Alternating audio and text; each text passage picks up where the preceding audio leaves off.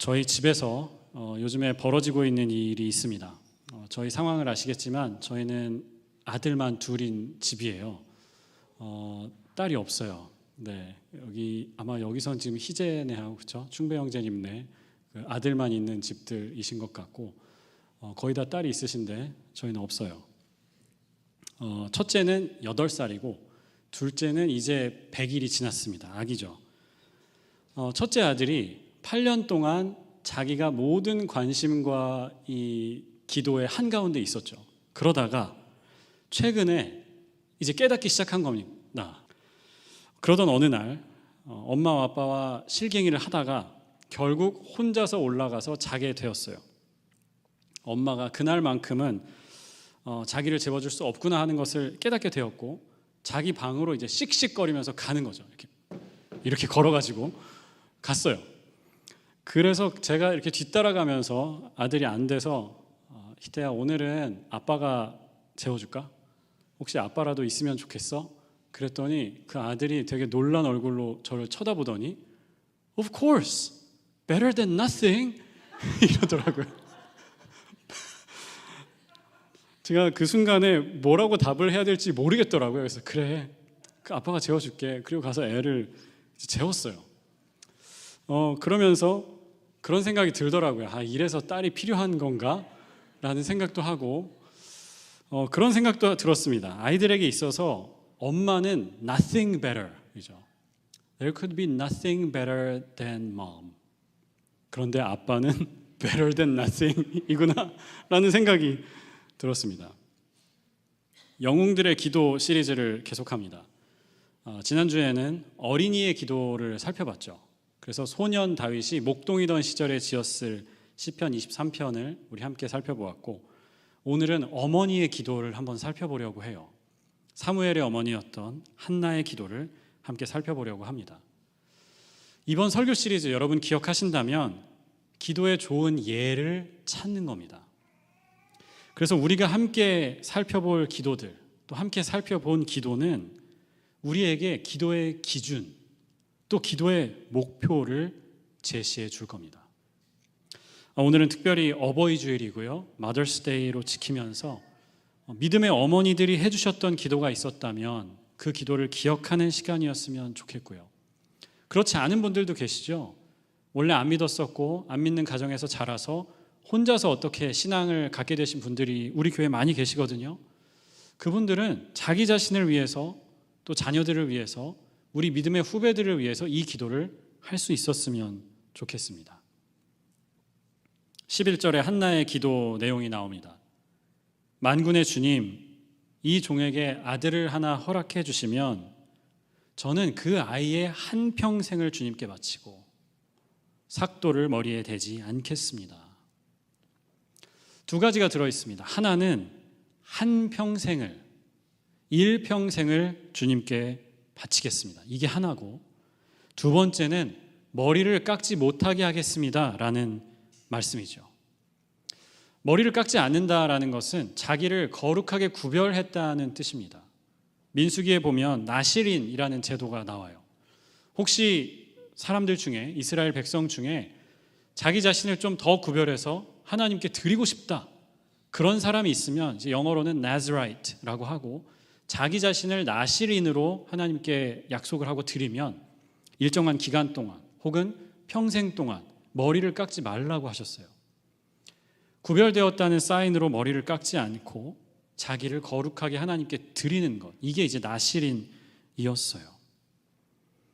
한나는 지금 우리 상황으로 생각해 본다면 난임 여성이죠.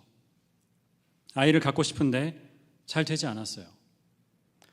한나의 남편이었던 엘가나라는 사람이 나오는데 엘가나가 한나 말고 또 다른 아내가 있었습니다. 이 시대에는 그런 시대였어요. 그래서 한나라는 아내가 있고 브닌나라는 또 다른 여인이 있었는데 성경에 보면 브닌나가 아들과 딸들이 있었다라는 표현이 나옵니다. 둘이 언제 결혼을 했는지 몰라요. 이 시기에 한나가 몇 살이었는지 성경은 말씀하지 않습니다. 그런데 아마도 꽤 오랜 기간 동안 이 불임으로 난임으로 고생했던 것 같아요. 그러니까 한나가 이 기도를 드리던 시점으로 돌아가 보면 지금 자녀가 없어요. 그리고 자녀가 생길지 안 생길지조차도 모릅니다. 게다가 자녀가 생긴다고 해도 아들일지 딸일지 어떻게 알아요? 모르는 겁니다. 아무것도 모르는 상황 가운데에서 하나님께 믿음으로 구하는 겁니다. 하나님, 아들을 주시면 그 한평생을 주님께 바치겠습니다. 머리에 삭도를 대지 않고 거룩한 사람으로 평생을 살게 하겠습니다. 아직 있지도 않은, 있을지 없을지 알 수 없는 그 자녀의 삶을 이 어머니는 기도로 묶어버립니다. 기도로 제한해버려요. 저는 이 기도를 보면서 여러분은 어떤 생각이실지 모르겠어요. 근데 이 기도를 저는 보면서 제 삶을 생각해 봅니다. 솔직히 저는 이 말씀을 읽을 때마다 조금 열받아요. 왜냐하면 제 목회자의 가정에서 태어났습니다. 그런데 내가 목회자가 된다고는 한 번도 생각해 보지 않았어요. 정말로. 교인들이 저한테 자라면서 그런 이야기를 해줬어요. 너도 나중에 아버지처럼 좋은 목사님이 될 수 있겠다. 저는 이제 그 얘기를 들으면서 감사합니다 인사를 하고 뒤돌아서서는 저런 소리를 나한테 해? 이런 생각을 했었어요. 절대 되지 않으리라 라고 생각했어요. 제 나름대로 꿈이 있었습니다. 고등학교 때까지 제 꿈은 대통령이었어요. 여러분과 같은 반응이 늘 나왔어요. 초등학교 때나 대통령이 되고 싶지 무슨 고등학생이 대통령이 되고 싶나 라는 핀잔을 늘 받았었습니다. 근데 제가 원했던 것은 세상을 바꾸는 거였어요. 뭔가 세상이 불합리하고 잘못되어 있는데 그 세상을 바꾸려면 힘이 필요하다라는 생각을 했어요. 그래서 정치를 하고 대통령이 되어서 세상을 더 좋은 곳으로 바꾸고 싶었습니다. 그러다가 대학 입시에 실패를 했어요. 재수를 하게 되었는데 저희 부모님이 그때 얘기하시더라고요. 실은 너가 어릴 때 많이 아팠다. 그래서 우리가 그런 기도를 했었다. 하나님 이 아들을 살려주시면 이 질병을 넘어가게 하시면 이 아이의 한평생을 주님께 드리겠습니다. 저는 다행히 머리는 깎을 수 있습니다. 그런데 어쨌든 목회자로 하나님께 드리겠습니다라는 기도를 하셨다는 거예요. 그 얘기를 듣고 제게 두 가지 생각이 들었어요. 첫 번째, No way. 말도 안 돼. 절대 하지 않을 거야 라는 생각이 여전히 있었어요. 나 같은 사람이 무슨 목회를 하나. 목회하기 싫었어요. 싫기도 했고 나는 할 수 없다라고 생각했었고요. 두 번째, 이거는 지금 불공정 계약이다, 무효다라고 생각했어요. 그렇지 않습니까? 제가 당사자인데 내 인생인데 아니 왜 부모님하고 하나님 사이에서 계약을 하고 저를 뭐 담보물도 아니고 이런 게 어디 있어요? 그래서 당사자를 통하지 않은 이 계약은 원천 무효다라고 생각했어요. 아니 게다가 그런 걸 하셨으면 미리 얘기라도 해주시지. 지금 안 그래도 시험 망치고 마음이 싱숭생숭한데 거기에다 지금 이런 얘기를 하시는 거예요. 그래서 이 말씀을 읽을 때마다 약간 열이 받아요. 그런데 여러분, long story short, 저를 보세요. 그 계약이 이루어졌어요. 목회를 하고 있어요. 목사가 되었어요. 당사자가 참여하지 않은 불공정 계약이었는데 그 계약대로 된 거죠. 하나님은 그 약속대로 제게 목회의 부르심을 주셨고 저도 오랜 기간 고민하고 기도하고 그 길을 받아들였습니다. 여러분, 운명을 믿으시나요? 설교 중에 들을 수 있는 얘기는 아니긴 하지만 운명을 믿으십니까? 저는 운명을 믿지 않습니다. 그런 건 있지 않다고 생각해요. 하지만 사명은 있다는 생각을 해요. 사명. 하나님이 우리에게 원하시는 것, 우리를 통해 하나님이 이루고자 하시는 어떤 것은 있다고 믿어요. 저는 제가 지금 이 말을 하는 게 이해가 안 되는데 다시 태어나도 혹시 제 커리어를 다시 선택할 수 있다고 하더라도 목회를 할 것 같아요. 믿을 수가 없어요. 제가 지금 이 말을 하고 있다는 게 믿기가 어려운 일이에요. 저희 그 예전 교회에서 지도했던 학생 하나가 대학생이 됐어요. 캘리포니아의 어느 대학에 다니는데 대학에 다른 대학으로 트랜스퍼를 하겠다고 저한테 추천서를 써달라고 오랜만에 연락을 했어요. 제가 추천서를 보내고 뭐 이렇게 저렇게 오랜만에 얘기를 하는데 저한테 묻더라고요. 목사님, 제가 요즘에 목회를 하고 싶다는 생각이 든대요. 근데 정말 그런 애가 아닙니다. 목회를 할 만한 이렇게 거룩하고 막 이런 친구가 아니에요. 성실하고 똑똑한 친구이긴 하지만 목회를 할 만한 친구는 아닌데 저한테 그 얘기를 하더라고요. 그러면서 목회하는 게 어떠냐고 저한테 물어요. 그래서 제가 솔직하게 대답해 줬습니다. It's not good, but it is rewarding. 보람 있어. 보람 있어. 저는 목회하는 것이 행복하고 즐거울 때도 있지만 그렇지 않을 때도 있죠. 힘들고 부담스럽고 무거울 때도 있어요. 그런데 하나님이 저한테 이 사명을 사명을 이룰 수 있는 공동체가 있는 것이 감사합니다. 건강해서 또 하나님이 주신 지혜로 말씀을 전할 수 있고 여러분과 만날 수 있는 이것이 감사해요. 너무 기뻐요. 그 아이의 한평생을 주님께 드리고라는 이 기도를 다시 한번 생각해 봅니다. 한나가 왜 이 기도를 했을까요? 꼭 자기에게 자녀를 달라는 기도죠. 하나님, 제가 저를 위해서 이거 자녀 달라는 거 아닙니다. 아들을 달라는 거 아닙니다. 하나님을 위해서 이 자녀가 필요합니다 라고 하나님께 강변하는 거예요. 하나님께 조르는 겁니다. 제게 꼭 자녀를 주셔서 이제는 이 서름에서 벗어나게 해주십시오 라는 기도이기도 해요. 그런데 이 기도를 통해서 한나는 자녀를 키우는 일의 본질에 다가가고 있어요. 왜 그런가요? 자녀는 본질적으로 하나님의 것이기 때문이에요. 내 것이 아닙니다. 하나님이 내게 또 우리 가정에 잠시 맡겨주셨을 뿐이지 내 것이 아닙니다. 그래서 내 꿈을 이루는 도구로 사용할 수 없어요. 나의 어떠함을 증명하는 도구로 사용할 수 없습니다. 우리 자녀들은 하나님의 것입니다. 그래서 하나님의 꿈을 이루어드리는 도구로 사용해야 해요. 하나님의 성품을 드러내는 사람들로 쓰임받아야 해요. 이것이 자녀의 본질입니다. 많은 사람들이 이 본질을 놓치고 살죠. 그런데 한나는 자기가 처한 어려움 때문에 이 어려움 가운데서 그 본질에 다가서고 있는 거예요. 이 아이의 한평생을 주님께 드리고 자녀를 어렵게 갖는 이 긴 시간을 통해서 한나는 이 진리를 깨닫는 겁니다. 이 진리를 다시 붙잡는 거예요. 아, 자녀가 내 것이 아니구나. 내 마음대로 하는 것이 아니구나. 오직 하나님께 한평생을 전체를 드려야 하는구나. 이 기도를요, 한나 개인의 기도를 넘어서서 좀 더 큰 시각에서 봐야 할 필요도 있죠.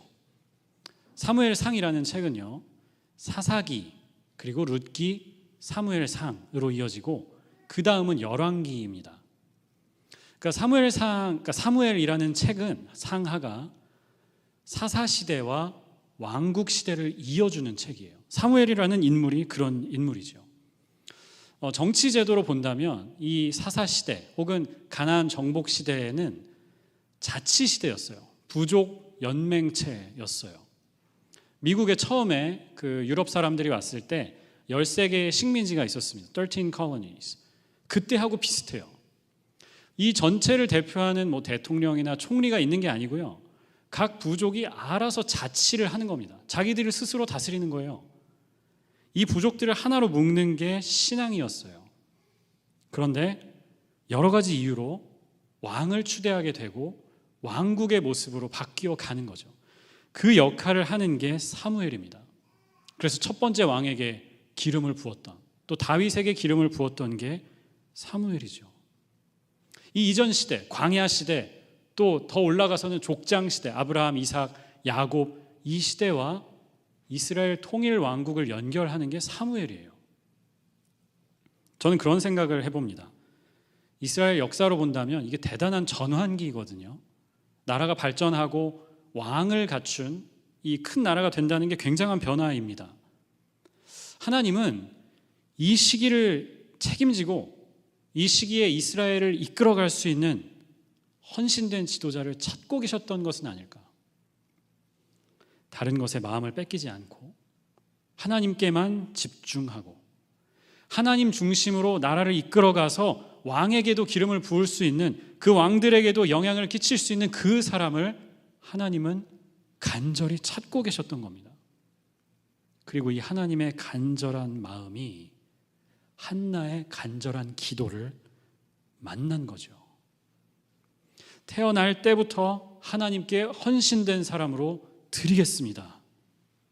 태어날 때부터 죽을 때까지 거룩한 사람으로 우리가 키우겠습니다. 한나의 분명한 결단을 만난 거예요. 성모 마리아도 그랬습니다. 사무엘상 2장에 가면 아들을 낳은 한나의 기도가 나와요. 이 기도의 핵심 구절이 2장 7절입니다. 주님은 사람을 가난하게도 하시고 부유하게도 하시고 낮추기도 하시고 높이기도 하신다. 이게 이 기도의 핵심입니다. 그런데 누가복음 1장에 가면 마리아가 예수님을 임신한 것을 알고 기도를 드려요. 그래서 이 기도가 굉장히 비슷합니다. 1장에 이렇게 기도해요. 마리아가 제왕들을 왕좌에서 끌어내리시고 비천한 사람들을 높이셨습니다. 줄인 사람들을 좋은 것으로 배부르게 하시고 부한 사람들을 빈손으로 떠나 보내셨습니다. 그런 생각을 해봐요. 하나님은 아마 예수님을 세상에 보내기로 작정하셨어요. 그리고 그 가운데 마리아와 같은 사람을 찾고 계셨는지도 몰라요. 마리아가 겪어야 했던 이 일들을 여러분 생각해 보십시오. 동정녀 잉태, 결혼한 것도 아니에요. 아마 미성년자였을 거예요. 남자를 가까이 한 적도 없는데 임신이 된 거예요. 이걸 어떻게 받아들일 수 있겠어요? 그리고 여인으로서 이 모든 상황을 헤쳐나가기에 얼마나 많은 희생과 수고가 필요했겠습니까? 그런데 하나님은 이것을 다 감내하고 믿음으로 하나님의 역사를 받아들일 수 있는 사람을 찾고 계셨던 겁니다. 사랑하는 여러분, 하나님은 오늘도 찾고 계세요. 아이의 한 평생을 주님께 드릴 부모들을 찾고 계십니다. 내 인생을 한 평생을 주님께 드릴 성도들을 찾고 계세요. 평생을 거룩함이라는 목표를 위해서 자기를 구별할 사람들을 하나님은 찾고 계십니다. 그 사람들을 통해서 주님은 약한 자들을 높여주실 겁니다. 그 사람들을 통해서 강한 자들을 낮추실 겁니다. 하나님은 헌신된 그 사람들, 거룩한 사람들을 통해서 위대한 일을 행하실 줄을 믿습니다. 예전에 소개해드렸던 그 H마트에서 울다라는 책에 이런 내용이 나와요. 말씀드린 대로 이 책은 미셸 자우너라는 원래 가수죠. 가수가 쓴 책이고 한국인 어머니와 미국인 아버지 사이에서 태어난 이 작가가 쓴 책입니다. 자기 어머니를 회상하면서 쓴 책이죠. 어머니의 사랑을 떠올리면서 이런 얘기를 해요. Hers was tougher than tough love. 엄마의 사랑은 터프한 사랑보다 더 터프했다라는 거죠. It was brutal, industrial strength. 공업용 사랑이었다라고 얘기해요. 우리 엄마의 사랑은 공업용 사랑이었다. 잔인한 사랑. A sinewy love that never gave way to an inch of weakness. 약한 것을 조금이라도 허용하지 않는 근육질의 사랑이었다라고 썼어요. 너무나 멋있는 문장 아닙니까? 이런 문장도 있었어요. Even as she was dying, 임종의 순간에도 My mother offered me solace. 엄마는 나를 위로하고 있었다라는 겁니다. Her instinct to nurture overwhelming any personal fear she might have felt but kept expertly hidden. 인간으로서 느끼는 죽음에 대한 이 공포를 넘어서 딸을 위로해야 한다는 그 마음이 더 컸다는 거죠. 엄마가 느꼈던 어떤 감정보다도 내가 엄마를 잃는 이 딸을 위로해야 한다라는 그 마음이 더 컸다는 거예요. 제가 요즘에 폭삭 소가수다를 드디어 보기 시작했습니다. 앞에 아직까지는 그래도 좀 이렇게 몽글몽글하고 그 따뜻하고 재밌는 내용이에요. 아직은. 그런데 이거 제목만 얘기해도 벌써 눈물을 흘리는 분들이 계시더라고요. 보고 있는데 저는 또 원래 아이유 팬이니까 아이유만 보이고 박보검은 보이지도 않아요. 네. 저한테 뭐 박보검 이런 캐릭터가 있느냐 물어보지 말아 주셨으면 좋겠고, 그 드라마에 이런 명대사가 나와요. 금명이가 이제 아이유가 연기했던 그 어린 금명이가 커가지고 이런 이야기를 해요. 부모는 미안한 것만 사무치고 자식은 서운한 것만 사무친다. 사무친다라는 말, 원래 뼈에 사무친다라는 뜻이잖아요. 그래서 feel something to the bone 이런 뜻입니다. 어떤 감정을 뼈까지 느끼는 거예요. 그게 사무치는 겁니다. 근데 금명이가 뭐라고 하냐면 부모들은 미안한 감정을 뼈에 사무치게 느끼고 자식들은 서운한 것만 뼈에 사무치게 느낀다. 저는 이게 어머니의 사랑이라는 생각을 했습니다. 자식을 바라보면 언제나 미안해요. 언제나 짠해요. 내가 이것도 해주고 싶고 저것도 해주고 싶은데 더 해주지 못하는 것에 대한 미안한 마음.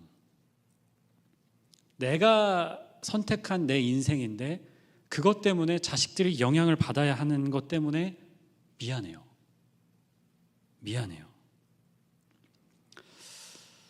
자기가 느끼는 어떤 두려움이나 걱정이나 감정보다 자식의 마음을 먼저 느끼는 마음, 이게 어머니의 마음이죠. 부모의 마음이죠. 사랑하는 여러분, 도전합니다. 저는 한 번 더 도전해야 되겠어요. 이것도 위대한 사랑이에요. 우리 인간 세상에 어머니의 사랑과 같은 것을 어디에서 볼 수 있겠어요? 이것도 위대한 사랑입니다. 하지만 오늘 성경은 이것을 뛰어넘는 사랑을 하라고 도전하십니다. 자식의 한 평생을 주님께 드리겠다는 그 마음. 부모로서 마련해 줄 수 있는 어떤 환경보다도 거룩함을 알고 실천하는 자녀로 키우겠다는 그 마음, 이 마음이 필요해요. 성공한 사람이 아니어도 되고 뛰어난 사람이 아니어도 되니까 하나님의 사람이어야 한다라고 가르칠 수 있는 그 마음, 그 결단이 필요한 겁니다. 우리 교회에는 자녀가 없는 그 부부들도 많고 또 청년들도 많아요.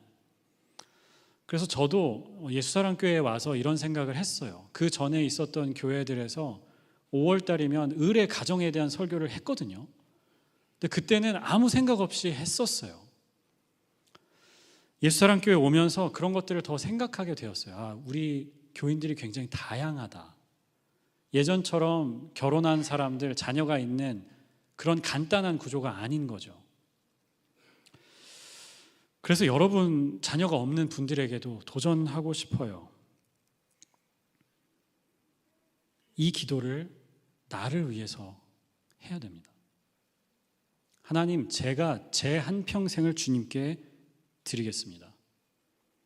거룩함을 내 삶의 가장 높은 목표와 기준으로 삼아서 살겠습니다. 하나님이 내게 주실 자녀들 그리고 우리 믿음의 후배들을 이 기도로 양육하겠습니다. 이 마음이 우리에게 있어야 합니다. 18절 말씀으로 마치고 싶습니다. 한나는 그 길로 가서 음식을 먹었다. 그 이전까지 금식했던 거죠. 음식을 먹었다. 그리고 다시는 얼굴에 슬픈 기색을 띠지 않았다. 이 기도를 통해 우리 마음에 하나님의 기쁨이 임할 줄 믿습니다. 하나님의 평안이 우리의 삶을 채우실 줄을 믿습니다. 기도하겠습니다.